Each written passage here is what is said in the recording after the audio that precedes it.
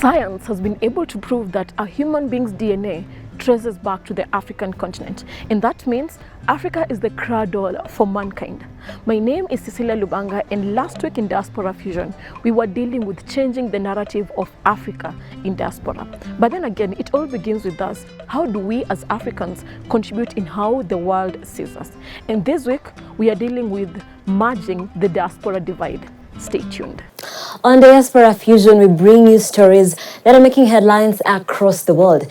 And this week on the news, we're talking about India, the surge of COVID-19 cases, and the Indian flight that jetted into the country on Wednesday.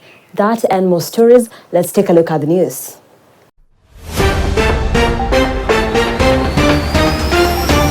Welcome to the Diaspora News. My name is Neville Amimo.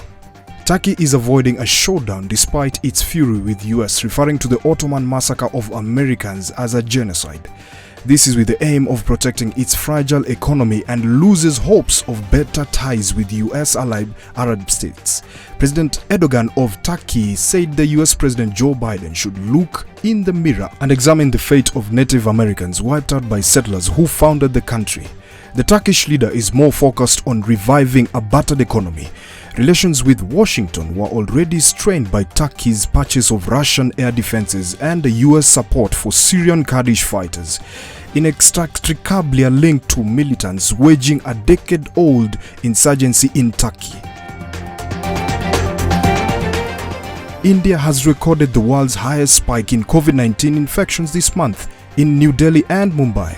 They are running out of hospital beds, medicine and oxygen. Scientists are keen to study what led to the unexpected surge and are trying to find out whether a variant of the novel coronavirus first detected in India is to blame. B.1.617 variant has been reported in 17 countries, raising global unrest. The variant contains two key mutations to the outer spike portion of the virus that attaches to the human cells. WHO says the predominant lineage of the Indian variant was first identified in India last December, although an earlier version was spotted in October 2020. WHO says it may have mutations that will make the virus more transmissible and cause more severe diseases or evade the vaccine immunity. As we move on to Israel, at least 44 people are reportedly dead in a crash at a crowded religious festival in the northeast of Israel. Dozens more were injured at the Bomba Festival, which takes place every year at the foot of Mount Meron. Tens of thousands of Orthodox Jews attended the festival, making it the largest event in Israel since the coronavirus began. The country's successful vaccination program has allowed it to lift many restrictions. Reports have it that it started after some attendees slipped on steps, which caused dozens more to fall. As we move on to other US news, America's war on terror will soon enter a new phase as President Joe Biden plans to withdraw all US forces from Afghanistan by the 20th anniversary of the tragic 9/11 attack. Al-Qaeda, through an exclusive interview with CNN, claimed that they will wage war against the US and continue on all other fronts. This follows the terror group's campaign that seeks to completely expel the US from the rest of the Islamic world. After being reduced to a whimper, the terror group is still far from dead, having recently partnered with the Taliban. And that has been Diaspora News with Neville Amimo. Welcome back, and this week I'm having Justice Juma on board, who is a doctor in linguistics and has done more of community development, as well as he is a psychologist. Welcome. Thank you. How are you? Fine, thank you. How has the week been for you? Yes, a lot is going on. Africa is showing its resilience, proving to the world a new other history regarding how you can handle crisis, especially this pandemic that has really ravaged the world. And brought a number of economies to its knees. And it has really tested our resolve and how we do things. But I've seen a number of innovations surface from Africa. You've seen various sons and daughters of Africa coming with, aerators. They're inventing how to create a trap oxygen just straight from the air. Exactly. That's We've so seen much for Africa. Madagascar having their own vaccine. We've seen Senegal also having his own vaccine. And right now, as we're talking, I see the other day, Ghana is ready to reproduce his own version of AstraZeneca vaccine, if anything to go by. I think Kenya also is mentioning the same. Yeah. And my prayer would have been that this is a time would have really led the world and show the world that Africans can Africa always is rising. do something. Yeah. Yes. I've always lived believing that, we as Africans, if we put our minds together and just focus on the greatness that we can achieve, Right. eventually, even when it comes to dealing with pandemics like COVID-19, Right. we can really conquer this season. Well, you see, normally it is only an inferior person who fights to show that and prove that they are somebody. But calmness of Africa has always been abused, and some people have always referred to it as an inferiority. The name, even that African name, that is not our name. Really? Because we were named by the Grecians when they came to attack us, because a freak is a Greek word for horrific place, with coldness, a place that is hostile to life. But when you prefix a freak with "a" as a position in front of a freak or freak, it's negated to be a place without coldness and horror.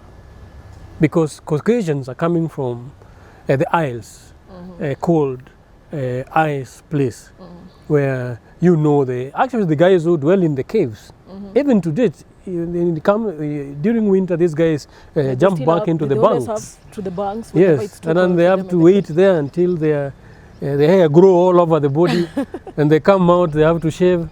Whereas here in Africa, we are land where we're experiencing all weather. Okay. Because if you talk about the beauty of effective or suitable geographical location, the most beautiful environment. It's Africa. You'll find all the seasons in Africa. This is the place to be. Okay. Right. Right. Now, just as today we are discussing about merging the diaspora divide. Right. And this is whereby, we have Africans in the continent, Right. and we have Africans who are either in other countries by factor of being born there, and there are those who just shifted with the aim of, looking for greener pastures. Right. But they're still Africans by factor of where they come from. Now, we do realize that there's this divide whereby when people even experience racism, not necessarily because they are of other colors, but because another black feels maybe they're born in US or born in Asia or any other country out of Africa, and they feel that maybe they're better off than Africans living in the continent. But at the same time, we also have Africans that every time we have somebody coming from outside, even if they're blacks, we tend to dissociate ourselves with them. We feel like either they're feeling they're more important than us, and you feel like, or I'm less superior, so I'm not supposed to associate with them. So what is it about this diaspora divide? What's the main reason for this diaspora divide? You see, when you're at the crossroads, you go to the ancient paths and you understand the symptoms and signs that you're dealing with. And the root cause of the things that you're dealing with actually were planted long time ago. And as I mentioned earlier, this geographical location has inhabited very great heroes, very mighty and wise kings of old. Because the days when the pyramids of Egypt were being constructed, and to date, architects struggles to really come up with that formula. Yes. And then we were able to achieve them. Before the invasion or the visit of the wise, even the Arabs, because majority of us, if you study the history and the migration patterns of the African communities, most of them moved from the west, from the north. The geographical location that By then it was not called Israel. It had not gone through the UN resolved boundary that we are having right now, which came as a result of the Berlin Council. Remember, 1985, and Scramble for Africa and all that. This geographical location had a name. And as I mentioned, yes, the Hebrews call them Afar. Afar is the rich humus, the topsoil. And because these people those are the things they call themselves. They are rich, they're fertile. It's a place where you'll farm and put a seed and it will grow. And there have been a number of development when this geographical location was visited. We were very welcoming persons. Yeah. And most of the African trace their roots back into the Semites. And that's why most of our languages have a lot of lexical similarity, especially even the Semitic language. You'll find word by word. And the Akkadian, the Amharic, what now they later call some Kushites and all these Nilotes. Because Bantu also is a Greek word for forest. Nile also is a Greek word for rivers. So those who followed the rivers are the people who Greeks call Nile. And those who followed the forest are the people who Greeks called what? The Bantus. But these people they were not descendants of the forest. They were not birthed by the river. They journeyed from a place. They had their great-grandfathers. And by the way, we never used to call ourselves names by place or geographical location.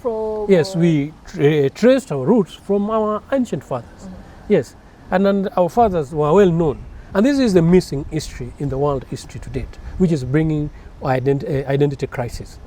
Because the cultural clash that you're talking about, where certain sons and daughters of this geographical location have been stolen and abducted and have been raised in certain different cultures to a point that inside them, now they think like the culture that they belong to, and disguise and despise the culture of this geographical location.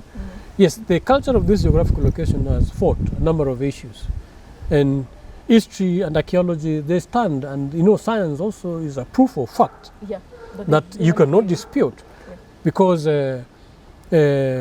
when Constantine, remember, the only people who were enlightened in the entire world were the people of Israel, who were given writings from their maker, their creator, from a mountain of Sinai. Remember the place where most of the guys have moved away from? If you look at the pattern of migration. And that enlightenment of them knowing how to read and write made them exceptional within the world community, the human society. But by then, there had been some sons of Jacob who had, the Ishmaelites, who are the Caliphates, the Arabs, who are on the far east of the sons, the Israelites who are living on this other side. On the other side, the descendants of Japheth, who are in the Isles, the white men, if you put them right, because they lived in the cold until they lost their melanin. And they had no writings. They had no scriptures. And historically, during their conversion, they had racial prejudice even in their conversion. And that is why Constantine in the Byzantine Empire in Greece coined their own form of religion. And then the Eastern Caliphate, that's where Islam began. They also coined the what? And by the way, even the current Israel that are calling themselves Jews, they were converted in around 6th or 7th century.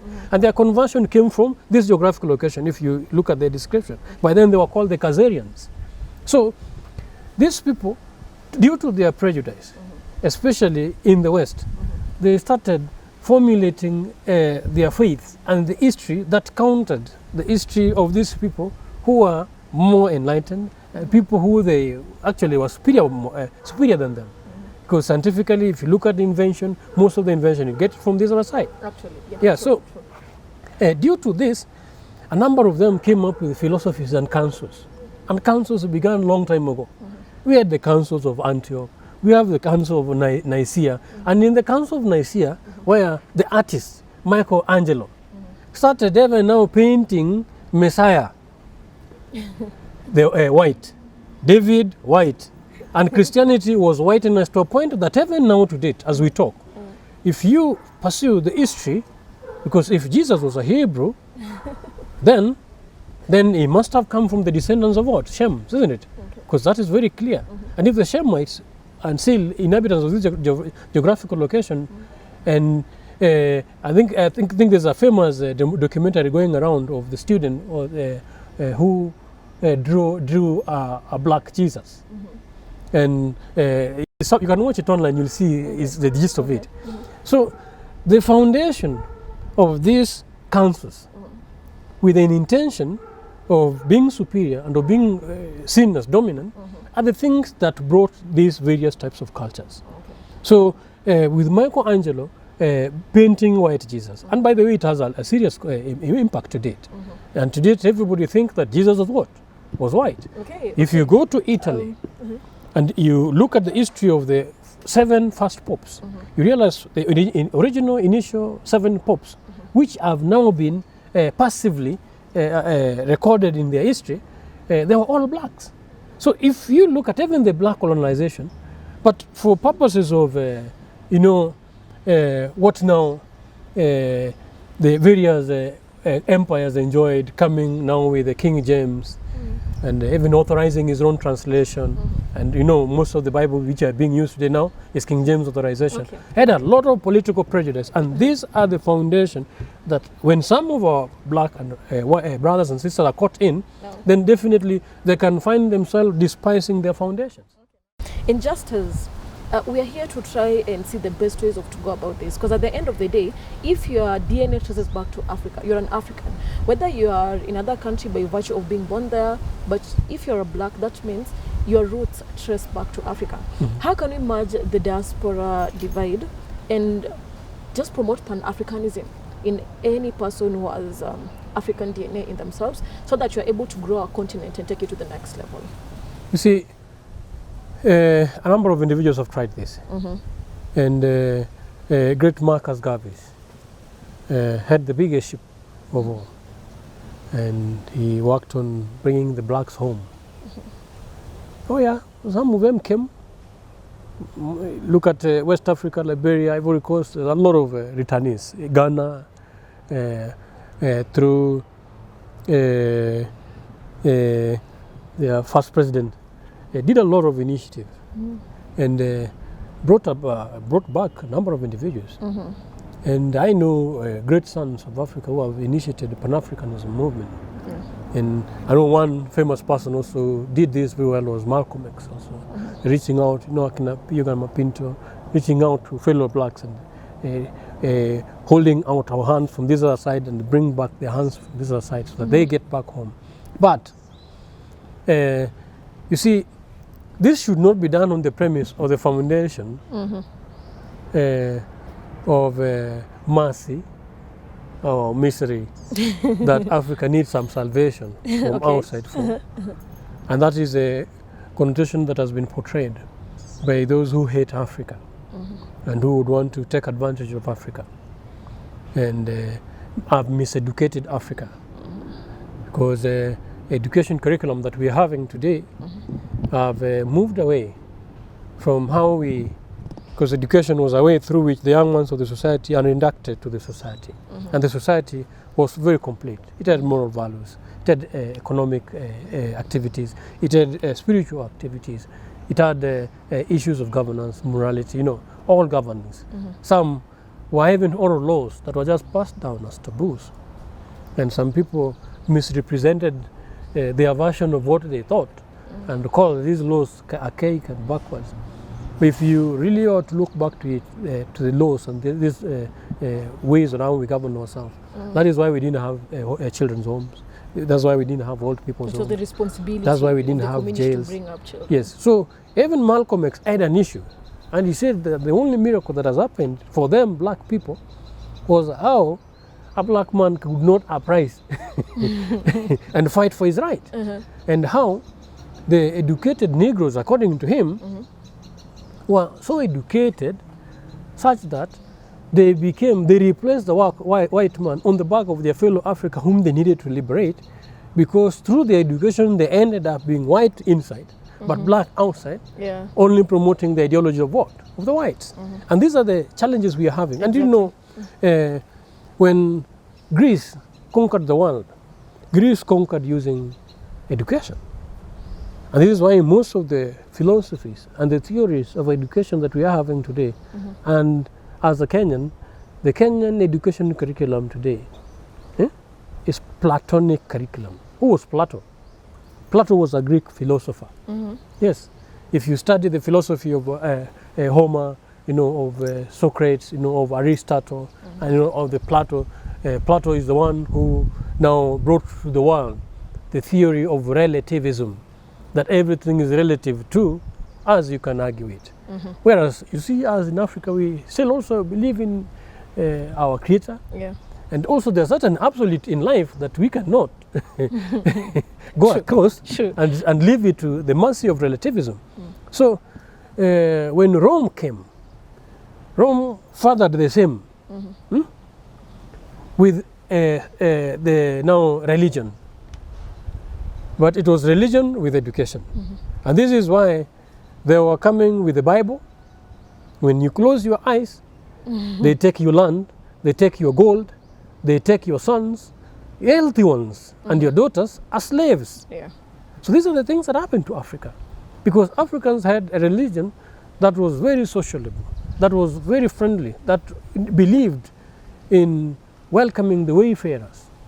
See, like our ancient father Abraham, he knew that welcoming the visitors, you may entertain angels unaware.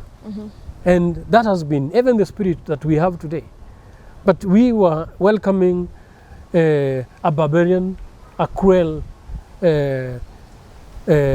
ruthless visitor who came in and turned against us. And this is what we've been reeling on. And I've always set up its own agent. And these agents are from amongst us. And this is why that change is very possible if we displace the agents, because the agents are very few.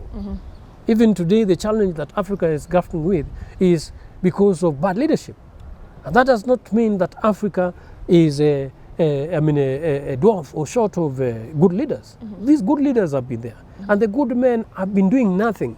And this is where, Cecilia, we're coming up, in this day and age, to call upon the good men, not to do nothing anymore. If it is on the issues of governance, participate. Get, offer yourself as a candidate. Be eligible.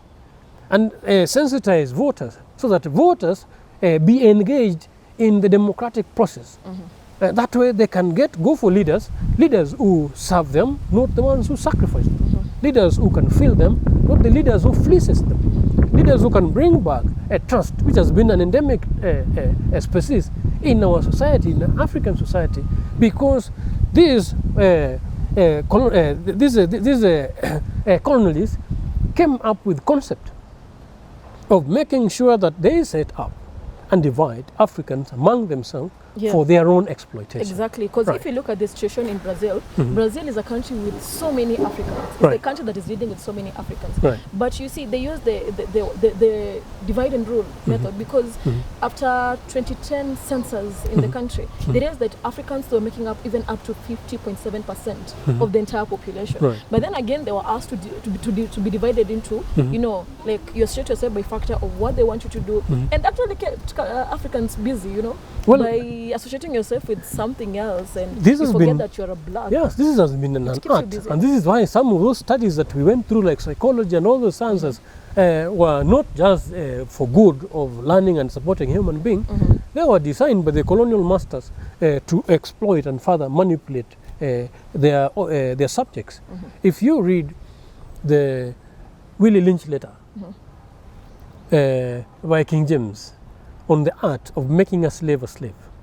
In the art of making a slave, they paired the slave, the wild, vicious, black Negro man. That one who will not take nonsense. You play around with his family, he will get you. Alpha, they would pick it and pair him with an horse, a wild horse. The way you would break a wild horse from the wilderness, that you cannot ride on the back, of course, that cannot eat from your hand. You break it to a point that now it can eat from your hand and you can ride on its back. That's how they paired the man, by parading them and beating them mercilessly, sodomizing them before their own children. And they parade the mother and even the pregnant mother. And what they did was, and that still happens, they reversed the role. And these some of the elements of that they're perpetuating through democracy, which actually may not be the actual true democracy that Africa had, where now the females start raising male who is fearful, not informed, but behind, negotiating his right through what? The female. Instead of the female, I mean the female being protected by the male. So and what he did, some he raped the females and had lighter ones. That's sad. And That's some were tall. And so he started treating them, especially the light ones, were more given much more priority, or they could come closer, eat at the same master's house. Okay. Those who had long nose were divided against those who had short nose. You've seen the war in Rwanda. The black skin against the dark skin, the tall against the short. This divide and conquer has always been there. Apartheid used it yesterday in South Africa. Now today they are using money. We have greedy leaders who are but ignorant, without knowing that these talented 10 who are in our midst, who are supposed to aid these other 99% to come to power so that they be competitive within the global society, the same one are the ones who are now being used to aid them in condescending manner for purposes of their own exploits and abuses. And them, they don't even know that they are just but one paycheck away from poverty. And these are the things that have taken us in vicious circles because they exploit their ignorance, they exploit their greed, their selfishness. And these are the type of leaders that we are grappling with. If we see us fighting, the leaders who are corruption driven, leaders who will do anything to please. And if you read Economic Hitman, then you will understand the challenges that Africa has gone through to date. So it's not that Africa is not rising, but we have a challenge of replacing our leaders and bringing back the right mindset of Africa and displace the white superiority or manipulative thinking. Okay. How then do we wake up? Because it's a matter of it's already there. It's already there, and so many people have been affected that those even couldn't wake up from those nightmares. How then do we choose to wake up as Africans? Because we are having, we as Africans, seeing the blacks on the other continents as people who are ever in drugs and spend almost half of their lifetime in prisons. And for them, they see us as just a continent that suffers from diseases and lack of willpower to stand for yourself. So how then we wake up from this? Some have been raised the other side to even think that we live on top of the trees. Yeah, exactly. And see, this is Africa. Yeah. You see the beauty we enjoy. So how do we wake up from this as we wrap up? Mostly back to education, Cecilia. Because train up a child in the way they will go when they are young. When they grow old, they will not depart from those ways. And now we have to teach them how to live their life, not just how to earn a living. We've trained doctors. These were slave servants. He's a white man who needed doctors and accountants, engineers, to fix his stuff. But now we need leaders. We need human beings. We need fathers. We need mothers. We need husbands. We need wives. And you find there's crisis because somebody is taught, and the education system is also even detached from the surrounding. You need to learn from so Africa. Education needs to be enriched such that it is based on reality. Linked up with apprenticeship. And these are some of the things we've been supporting on, such that you learn as you work. We always have economic activity.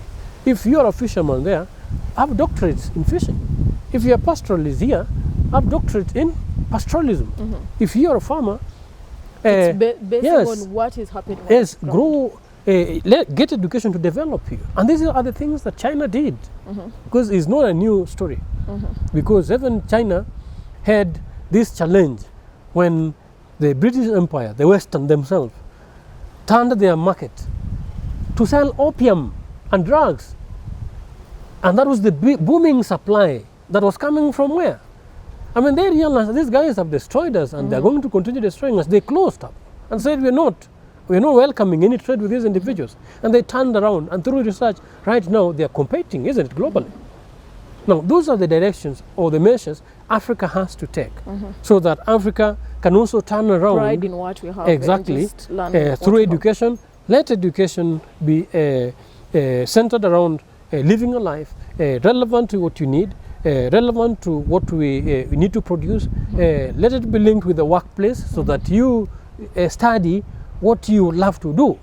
Not this vacuum abstract study where you are there, and when you are brought back to the world, you are wondering where to begin, yet you have huge papers. And no wonder I do not pride myself in those titles with papers, but I would rather reality which can put fruits on the table. Okay, so possibly we're likely to have a dream whereby we are seeing Africans coming back home, and especially those who maybe they're out there by factor of being born in those countries. Do you think there's ever going to be a time when they'll have space at home and they're going to be welcomed as African people, and they can even visit, create links with those in Africa, so that at least even investing in social capital and stuff like that?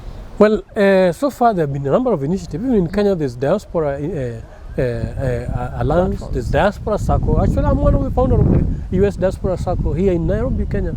I partner with them very closely. And there are a number of countries, you see, like Philippines have invested a lot in their diasporas, remittance and returns and policies. Kenya as a country should lead, and actually I think it was 2014 when we developed a diaspora policy. So the key thing is proper awareness and also proper integration of Africans. We need a single market as African. Still we are suffering from the Anglo-Saxons, Francophone, and all this segment of Berlin Council resolution. If we are able to navigate these things, then yes, this market and this place, Africa is huge, even geographically. You cannot compare it to the way they messed it up within the maps that you're using. This is the place to be, my dear. Okay. Yes. Okay. Wow, that has been Justus Juma, and this is Diaspora Fusion. And this week on Country on the Spotlight, we are looking at Brazil. Did you know that Brazil is the country with the highest number of black people in the diaspora? That and much more. Brazil is the largest country in South America and the 5th largest nation in the world. It forms an enormous triangle on the eastern side of the continent with a 7,400-kilometer coastline along the Atlantic Ocean. It has borders with every South American country except Chile and Ecuador. The Brazilian landscape is very varied. It is known for its dense forests, including the Amazon, the world's largest rainforest in the north. But there are also dry grasslands, rugged hills, pine forests, sprawling wetlands, immense plateaus, and a long coastal plain. Northern Brazil is dominated by the Amazon River and the jungle that surrounds it. The Amazon is not one river, but a network of many hundreds of waterways. Its total length stretches to 6,840 kilometers. Thousands of species live in the river, including the infamous piranha and the pink river dolphins. Southeastern Brazil is the country's industrial capital, home to Brazil's biggest cities, Sao Paulo and Rio de Janeiro. It covers only 11% of the country, but 43% of the country's population lives there. Brazil is classified as an upper middle income economy by the World Bank and a newly industrialized country with the largest share of global wealth in Latin America. It is considered an advanced emerging economy, having the 12th largest gross domestic product in the world by nominal. It is one of the world's major bread baskets, being the largest producer of coffee for the last 150 years. Brazil is a regional power and sometimes considered a great or a middle power in international affairs. On account of its international recognition and influence, the country is subsequently classified as an emerging power and a potential superpower by several analysts. Brazil is a founding member of the United Nations, the G20, BRICS, Organization of American States, Organization of the Ibero-American States, and the Community of Portuguese language countries. Most Brazilians descended from 3 major groups: the Africans, Amerindians, and Europeans. In the 19th century, waves of immigrants from Europe The Middle East and even Japan added to the mix, creating a rich, religious, musical and beautiful culture. Brazilians are footballers, and their country has produced some of the most popular players in the world. Brazil has won the FIFA World Cup finals 5 times, more than any other nation. Brazil is also home to the world's largest carnival, the Rio Carnival. Each year, in the days leading up to Lent, around 2 million people take to the streets of Rio de Janeiro to enjoy music, dancing, elaborate costumes and parades. Brazil is a home to 600 mammal species, 1,500 fish species, 1,600 bird species, and an amazing 100,000 different types of insects. Brazil's jungles are home to most of the animal life, but many unique species also live in the pampas and semi-desert regions. Since Europeans arrived about 5 centuries ago, forest destruction has become a major problem. Most of Brazil's Atlantic rainforest is now gone, and huge tracts of the Amazon are disappearing every year. The government has established many national parks and refuges, but this only covers around 7% of the country. Brazil is a federal republic with a president and a national congress. The country struggles with democracy, but in 1985, the military government was peacefully removed, and by 1995, Brazil's politics and economy had become fairly stable. Brazil has many different soils and climates, so it can produce a great variety of crops. Its agricultural exports include sugarcane, latex, coffee, cocoa beans, cotton, soybeans, rice, and tropical fruits. Brazil is also South America's most industrial nation, producing chemicals, steel, aircraft, and cars. Portugal established its first colony in Brazil in 1530. Colonialists created sugarcane plantations along the coast and sent diamonds and gold back to Europe. Soon people from West Africa were brought to Brazil to work as slaves. The discovery of large inland gold reserves brought thousands of people from the coastal and abroad to the interior of the country. In 1789, Brazilians tried to kick out their Portuguese rulers. The rebellion was soon put down, but it started a movement towards independence, which was successfully gained in 1822. Kings of Portuguese blood ruled until 1888, when military leaders and landowners expelled the king. This was also the year that slavery was abolished in Brazil.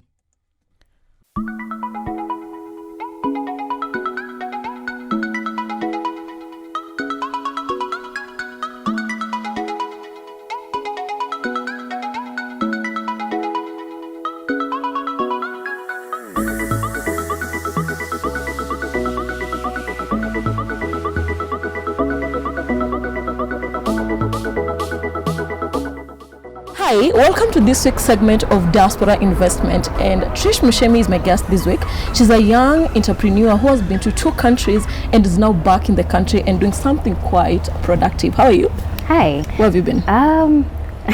Visited other small countries, but I have lived in South Korea for 1 year, and I've lived in Dubai on and off for a couple of months, which would make it for both of them 2 years consecutively. Nice, nice. Now Trish, what was the goal? Initially I'd gone for studies, and then I got there and I got ingrained into working. Okay. You know, looking for that extra coin. But I ended up learning so much from that experience that was South Korea, and then Dubai was visiting family. I went and visited family for some time, and then I ended up getting involved with working as well, and I ended up staying there for some time. So it's just that I get there, start working. Okay. Yeah. Okay, nice. Now, you went working. What actually were you doing in Dubai? In Dubai, actually, when I got there was initially, once we went for holiday, that was sometime in 2015, and babysitting. My auntie had just given birth and she wanted someone to stick around. When I was there, actually, my main goal was looking for a job with Qatar or Emirates. And I was really obsessed with that for some time, and I really wanted to be an air hostess, but that didn't work out. So I ended up getting into some business, which was something we did with my friend. Actually, I don't even think my family knew it. And then I got the idea of joining YouTube. So I was doing YouTube for some time. I had a YouTube channel up, So yeah, that was one of the things I did in Dubai. The other thing I did in South Korea, I went there under studies. It was an exchange program. But while I was there, I figured I had a skill I could use. Maybe because of the past, where I come from, we have a school, so I have taught before. And when I got to South Korea, there was opportunity to teach English because their main language there is Korean. Wow. So I taught in elementary school, I taught in kindergarten, and at the same time I was a conversationalist, meaning you would meet up with people, they know the basics of English, but they do not know how to conversate in English. So you would just sit, they pay you by the hour. Wow. So you just sit with them and you talk. And yeah, that was one of the things I did. Another thing was a side hustle, which was a waitress. Yeah. Okay, nice. Now you said you went there with the goal of pursuing a career in, Qatar Airways. Now, did you ever get close to that, or is that changed? I did. I went through interviews, but can see I didn't go through because of my weight. Oh, really? Yeah. That's strict. That's strict, very strict. You can't go. Your weight matters, your height matters, and stuff like that. So when I didn't get through, it kind of was disappointing. I had tried for some time, but I let that go, and I decided I should pursue what I really wanted. At the time, I was young, and you just go with the flow. But now, at least I know where my head is at, and I know what to do. Nice, nice. That's amazing. Now we're talking about the Kenyan diaspora investment. You're a Kenyan who went out, you came back into the country. Yes. Can you just share with us what are some of the things you've learned from out that probably you think Kenya can learn from either South Korea or Dubai? Well, there's so many. I feel like there's so many. It's okay. I may not exhaust all of them, but I think also the important ones. I think one of the problems that we have as an African continent is that we are not taught a lot of work ethic, and apart from doing house chores and all that, but when you go to a westernized country, teenagers start working pretty early, 16, 17. So by the time they're 25, they have really exhausted a lot of their mental imaginations, and they become stable quite early. So I would say that was the thing that one of the things that I think we should learn to do, even if it's not, I don't mean our teenagers, but I think our young people should look into ways into advancing their skills, which is something, apart from going to campus, which is something I think we sit back and relax after school. We tend to do that. We don't tend to advance. Another thing is traveling really opens up your mind. Before I left this country, lack of a better word, very narrow-minded would be the word I would say. You think one track, and your goals and ambitions cannot be achieved without one track. But you go abroad and you interact with different people from different races and different backgrounds and cultures, and you realize there is so much more that you can accomplish because they put these ideas in your mind, and you also experience different things. South Korea, for me, one of the biggest things that I learned from them was the world is really moving into the tech. It's very technological right now. Sorry. It's moving into tech, and if we would realize that as we start, because I'll talk about in the direction of a business, because that's where I'm headed right now. If we would think about that as Kenyans, business-wise, if you think about doing a business that solves an issue and not just copycatting, because Kenyans do that so much. We copycat from each other. An example would be like the quail eggs. When they blew up and people were selling quail eggs, it was like the whole country. Everyone was taking up into the business. Exactly. And then we don't even try to be creative with it. So we just all fall into the same line and the businesses die, So if we would like to, even if you do the same thing, do it creatively and differently from everyone else. Think about something within that industry that you think is an issue and it's something you can solve. Once you do that, then it's very easy for you to have a business that can last a lifetime. Now, you have literally learned that. Are you trying to say that maybe probably in Kenya, we are having gaps that are not being filled? Literally people are just swinging towards the same direction, and whatever that is trending, it's what people pick. And now, how best do you think we can go about this as a country? Well, I think I wouldn't know actually, because most of the things I did it from personal initiative. But if I was to say as a country, I think one of the things that would be really important to do is maybe the government should maybe take some time. I don't know how soon that would be, or rather try and find an avenue to expand people's mind and broaden their horizons, in the sense that for you and me, and probably for the guys here, we have done 844 system. 844 system was just about cramming, passing your exams and moving on. That's it. None of the knowledge we learned probably was retained, and even if it was, very little. So it would be very good if the government or anyone within the Ministry of Education, or would look for a way to open up the mind of a young child as they're growing up, because those are the formative years. That's where they grow, and that's where they discover how to go about life. And if they would be able to be to be equipped, fully equipped with the knowledge of how to be able to sustain themselves and not just constantly looking for employment, I think it would make us better as a country, because that means we would not have a lack of jobs. There would be so many coming up that would be looking for more people to bring in. Give the case of Canada. Canada right now is looking for guys from third world countries and developing countries who can go and work at their places because they have no workers. And we are saturated in Kenya, or rather Africa, and there are no job opportunities. So if maybe we were equipped, fully equipped and well equipped with ways, maybe education wise, that would be one, and maybe with the word financially as well, SMEs, getting loans and all those things, then that would be it would be a good direction for us to head as a country. Yeah. Amazing. Now, you've really talked quite intensively about that. Now, I want you to tell us now, you've been out of the country and you're now back. Would you invest back in Kenya? Oh, yeah. In fact, that was my goal all along. Okay. Tell me about it. I've always had a passion for traveling and probably even living abroad at some point, and many more. But my goals have always to be to invest back into my own country. One, you are providing the country with the revenue it needs to function, and two, I'm moving back here. So I'll probably be moving. Yeah, I'll be retired. This is retirement, So that will be it's wise to invest where you're going to stay eventually. And three, you're creating employment. For me, it wasn't just how I was going to get money for myself. It was about how there's so many Kenyans, young Kenyans out here, and we're the largest majority, and we don't have the the capacity to employ everyone. And even with COVID right now, even the situation is worse. And if we can be able to provide that opportunity to get more Kenyans to start companies and get more Kenyans to work for them, then we wouldn't have a lot of issues that we have right now. Okay. Now, you're looking at the situation of COVID-19, and there's so many people who have been rendered jobless. Would you encourage Kenyans to try outside? Because at the end of the day, there are those who go and they never come back. And that means brain drain for the country. Yes. Now, would you still encourage people to go out and try their luck elsewhere? I'll give this example.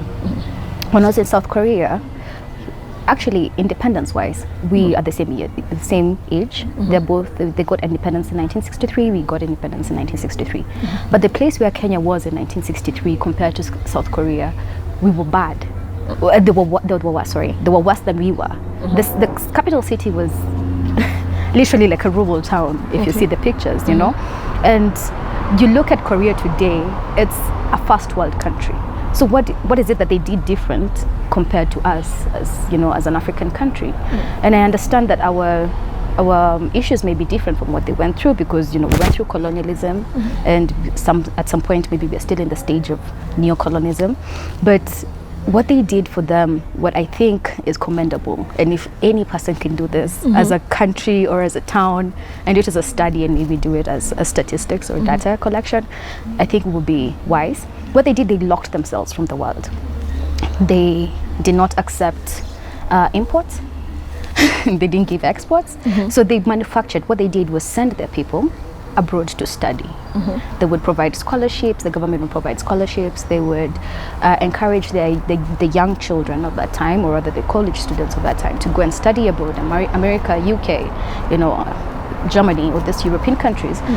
But they had to come back home and invest that knowledge back home. So you find that a lot of what they learned, which I think is very commendable, we should go. I don't think we should ever stop not to go, because you're gonna miss home, or you're gonna brain loss or whatever. All I think is we should go, but we should come back and invest that ideas back home. That way we advance our own economic system and our own what's the word? Employment, you know, the living standards of people. the living standards of people actually even improve. So that, I think that would be, I would encourage people to go but come back and invest at home. Now, this week we were discussing about merging the diaspora divide, where we have had Africans who have gone out. Okay, those who are born out by nature of just their parents already relocating. Yeah, exactly. Then there are those who just decide to pursue greener pastures out. Then eventually they just choose that I'm not going back to Africa. You know. Then at the end of the day, as far as we know that Africa is a rich continent, we have the minerals, we have skilled individuals that can really move the world to the next stage. But the fact that we're having this divide between the Africans who are outside and the Africans who are in the country, it means that even coming together and forming the Pan-Africanism spirit in every African, so that you are moving ahead, it's becoming hard. So how do you go about it, in the sense that we can encourage people to go borrow skills from outside, but at the end of the day they still just remember this is their home, because you know at the end of the day you can't just dictate somebody that you know, go there and I want you to come back. Well, I think first of all, it will have to start. For me, I think it has already started actually. I don't know if you watch a lot. I spend a lot of my time online, researching and, you know, doing all those things and learning new stuff. So of late, I have seen that African pride is really rising. You know, we talk about melanin, we talk about, you know, queening, you know, black girl magic. I know, black girl magic, you know, girl boss and all that, and so I see the rise is there. It might take some time, but I see the rise is there. And I think that's the first step that we needed to do, is acknowledge that we are different as a continent and be proud of it.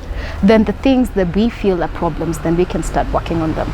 So I can feel like we're in these initial stages, but some of the things I would say we can do is to merge the differences, is maybe one of first and foremost as Kenyans or as Africans who relocate or look for greener pastures abroad. That is nothing wrong to do. That, go ahead and do it. But as you are doing that, what exactly are you leaving behind? Because that would be, the question would be, what is your legacy? If you want to go and live abroad, that's okay. But are you living there forgetting that you had left people here? And you had left a hole, you know, there's a hole you have left within your country, you know. Once you leave, you have left a hole. So what are you doing to fill that hole? Because I feel like a lot of Africans, we relocate and we tend to think about ourselves. We become very individualistic, which is a Western character. We think about how I'm making money for me, and, you know, capitalism comes in, and you can't do this, you can't do that. You want to buy a house there, you want to get citizenship there. And it would be very important for us to realize, as much as we want to get all those things, and they're not bad dreams and they're amazing goals to achieve, even if you decide to live there, there's still a way you can put up a business here. There's still a way you can invest back into your country in one way or another. If you would, like I said, I like to research. So if I would suggest people to do that, find ways to research, research and find ways to invest back into your country. For me, it took a while. I knew I've had a bunch of business ideas to start over the years, but of late, I don't know how I got into this particular line. Of course, I believe you kept on trying, and I kept on trying, yes. But this was something, you know, like it was a service that is easily offered abroad, and I was thinking, why are we not having it here? You know, so some of those things you're thinking, yeah, the market is there. So what can you do to meet that market? The market might not even realize that they need that product. So if you have an amazing idea, and Western people have amazing ideas, get those ideas and use them here. Yeah. Nice. That's very insightful from you. Now, does it mean that we're expecting something from Trish Mushemi in the nearest future when it comes to the country's investment? Oh yes, be on the lookout. There's some things I'm cooking in the kitchen right now. Amazing. That has been a very amazing segment with Trish Mushemi. This is Diaspora Fusion. It has been an amazing segment of Diaspora Fusion this week. Until next time, my name is Cecilia Lubanga.